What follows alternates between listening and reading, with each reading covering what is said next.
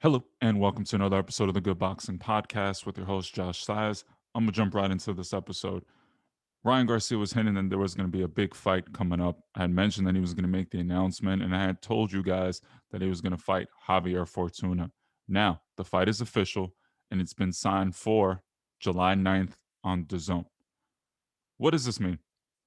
Essentially, what it means now is Ryan Garcia is essentially trying to move his career along and develop his career.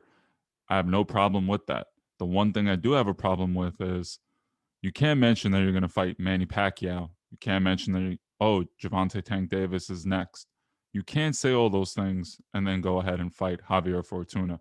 I do like Ryan Garcia. At first, I hated the way he boxed. I felt like he had a lot of flaws in his arsenal. I felt like his chin was up high and his defense is and was leaky.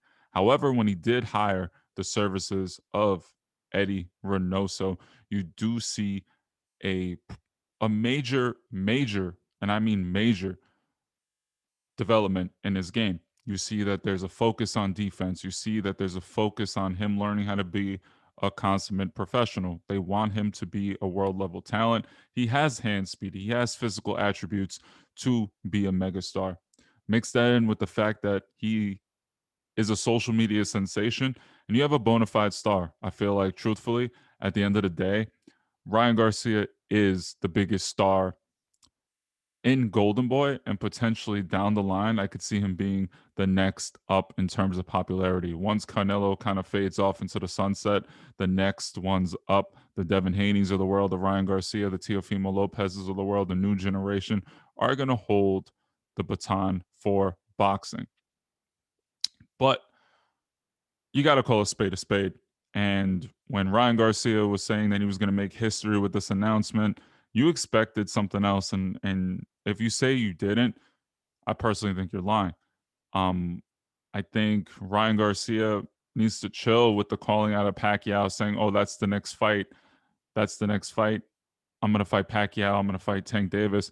If you're going to go ahead and fight Javier Fortuna, maybe that's the ploy. Speak it into existence. Let everyone talk about it. Kind of feel engaged what the excitement about the fight would be.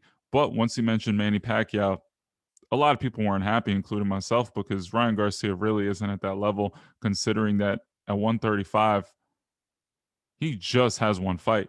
To jump up to 140 or 147 against one of the perennial goats of 147, um, I I don't know.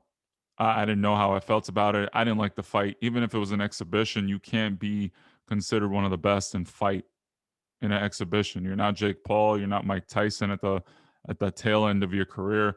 You're a young up and coming superstar. You have to be treated as so. So I was a little annoyed by the whole announcement saying that, hey, I'm gonna fight this person, I'm gonna fight that person, and then you fight Javier Fortuna. Don't get me wrong, Javier Fortuna isn't a scrub. I think he's a really good boxer. He had a couple of good fights with a bunch of different people in the division. I thought he beat Robert Easter Jr. when he fought him, but he lost. So Javier Fortuna is still a relatively new name in the division. He's a dark horse in the division. He has good boxing skills. He has a couple losses, but when you think about Javier Fortuna, you don't really think of the top or the creme de la creme of 135.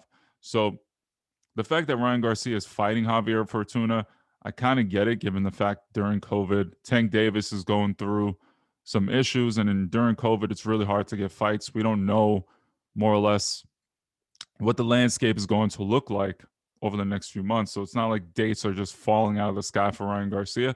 And Ryan Garcia did recently fight in January in the beginning of it. And it was a fantastic fight against Luke Campbell, etc.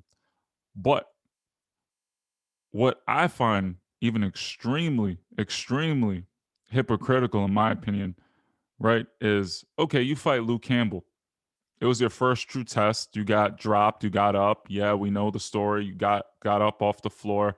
And honestly, I like the way you came back after you got dropped. You knocked Luke Campbell out. I actually have picked Luke Campbell to win the fight. And when he did drop Ryan Garcia, I was very excited because I thought he was going to pull off the upset, right? I'm like, wow, I picked it, etc. I ended up being wrong, and me being wrong Personally, I can care less because at the end of the day, you just look at the information in front of you and try to make an educated decision. Sometimes what you think doesn't happen. And that's what's special about when you fight better people. Sometimes when someone pushes you to the brink, you're going to learn more about yourself and you're going to get tested. After he got dropped and got back up, I became a bigger fan of Ryan Garcia. I think the kid has talent. I think he has speed.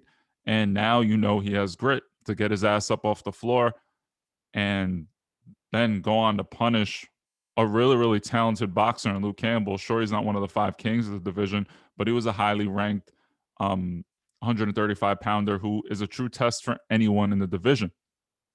So when that happened, I was ecstatic. I'm like, wow, you really do have a bona fide superstar potentially. You got Devin Haney versus Ryan Garcia. You got Teofimo Lopez versus Ryan Garcia. You have a bunch of different people that could fight Ryan Garcia. But we got Javier Fortuna versus Ryan Garcia. And then on the opposite end, Ryan Garcia decided to opine on Devin Haney. He basically said, Devin Haney, I don't respect your career. You haven't fought anyone, and you pretty much use politics to get a fake belt. Basically saying, like Teofimo Lopez said, hey, you got the email world championship. You basically emailed yourself into getting a title shot, and then you fought for a vacant title against a subpar opponent. Let's be honest, the guy I fought wasn't really that good or on Devin Haney's level because regardless of Devin Haney's resume, you can certainly see the tools. But I find it a little funny that after you fight one fight with Luke Campbell, all of a sudden now you're calling Devin Haney a fraud and saying that you don't respect his career. I mean, truthfully, before the Luke Campbell fight, you really don't have much to stand on. You really fought nobodies at all. Duno isn't a perennial superstar or a world beater or even a top five fighter.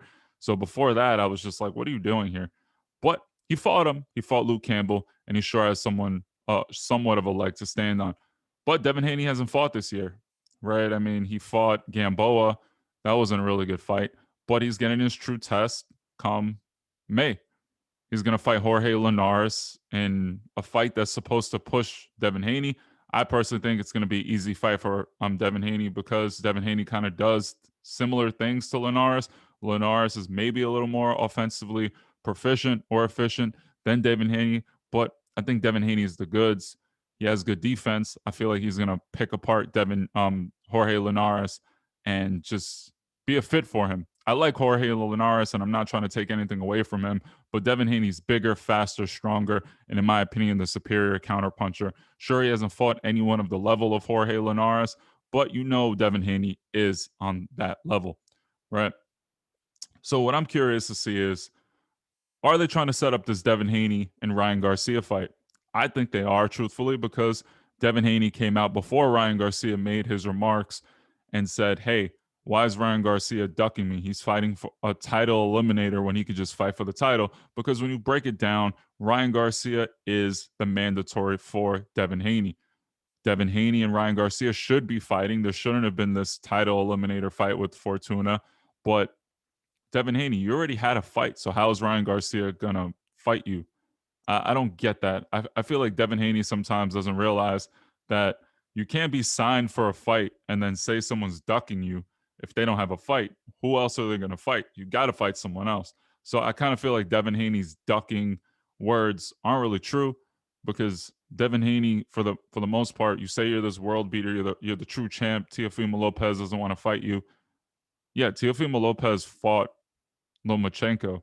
You had a fight with Gamboa. Ryan Garcia is ducking you, but you have a fight with Jorge Linares and not Ryan Garcia. Clearly, you guys are friends and you guys are really trying to use social media and you know how to captivate beef and captivate drama in order to kind of propel your names into a relevant conversation, right? And that's okay. I understand that. But this whole everyone's ducking, at the end of the day, there's only one true champion at 135, and that's Teofimo Lopez. I'm sorry to say that, but he's the only guy that actually stepped up, said, hey, screw all the rankings, forget everything else. I want to fight the best in the division. I want to win the title, and then I have to make Loma fight me, right? For undisputed. He ended up betting on himself, and the bet ended up paying off. You guys are still in the process of trying to say, hey, I'm relevant in this division. But right now, when you really look at it, there's only one true champion. I know people are going to say Devin Haney has the WBC regular title, et cetera, et cetera.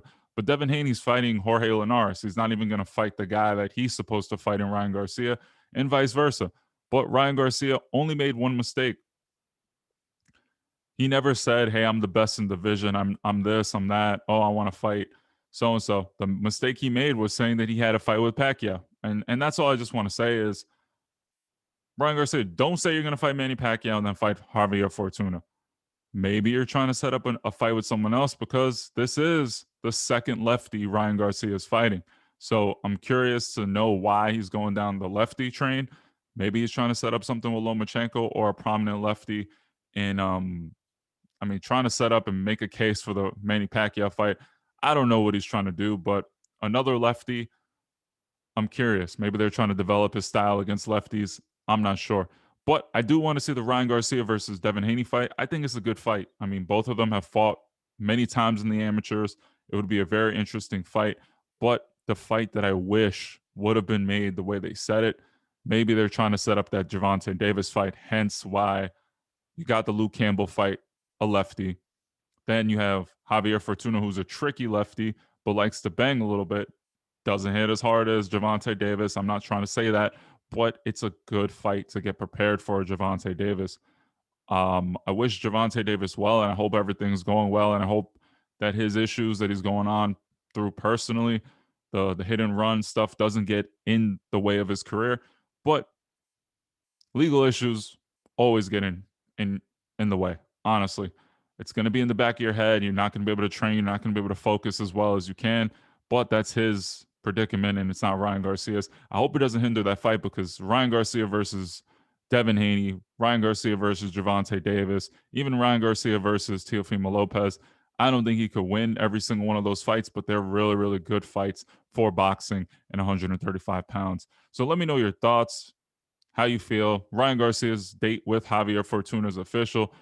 What do you feel about Devin Haney's position being basically a champion at 135, but only has fought Gamboa?